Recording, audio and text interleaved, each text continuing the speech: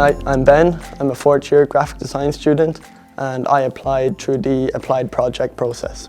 As I didn't have a portfolio at the time, I was recommended by a teacher in my leaving cert to apply for the applied project option. I received the brief for this project in the post, and at first I was really overwhelmed. I didn't know what I was doing, but through one-on-one meetings online with the lecturers, they helped me understand the project and get to a final solution within a week. I got my points in the post, I got what I needed, I was delighted, and I got into the course that I wanted to do and that I love.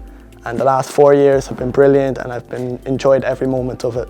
If you're interested in this process, the next workshop will be the 25th of January, and I really recommend that you show up and attend. It's a great opportunity to get into this course.